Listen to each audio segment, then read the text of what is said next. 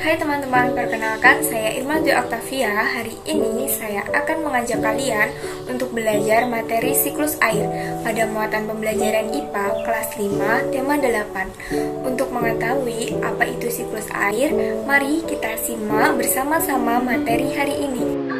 Siklus air atau siklus hidrologi, yaitu sirkulasi atau perputaran air secara terus-menerus dari bumi ke atmosfer, lalu kembali ke bumi. Karena prosesnya yang memutar dan berlangsung terus-menerus, jumlah persediaan air di bumi cenderung tetap atau hanya wujud dan tempatnya yang berubah.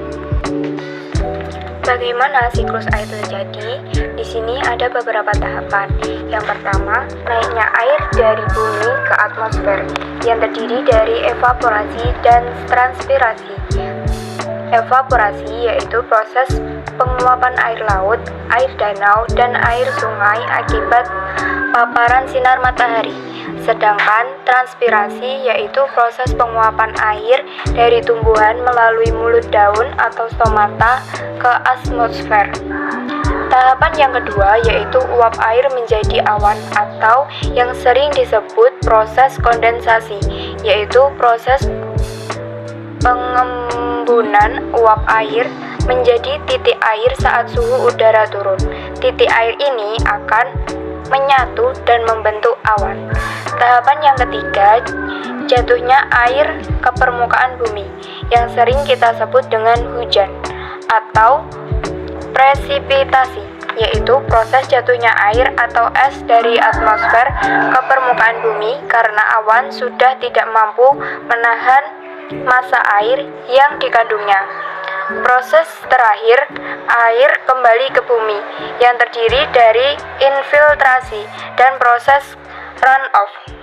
Infiltrasi yaitu proses peresapan air hujan ke dalam tanah, sedangkan runoff yaitu air hujan yang menjadi air permukaan dan mengalir ke tempat lebih rendah atau tergenang dalam bentuk sungai, danau, waduk, dan rawa.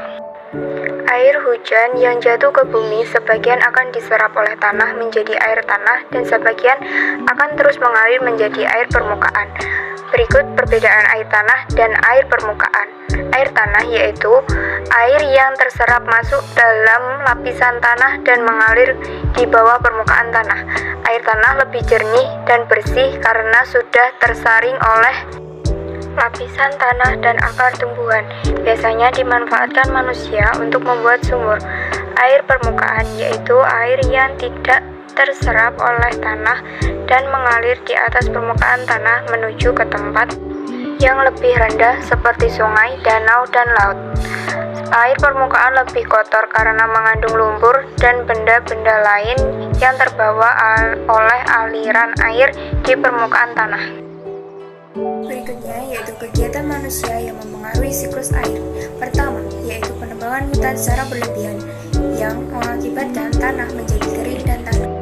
Yang kedua yaitu pembukaan lahan pertanian, perumahan, atau industri dengan cara membakar hutan sehingga dapat mengurangi kemampuan tanah dalam menyimpan air.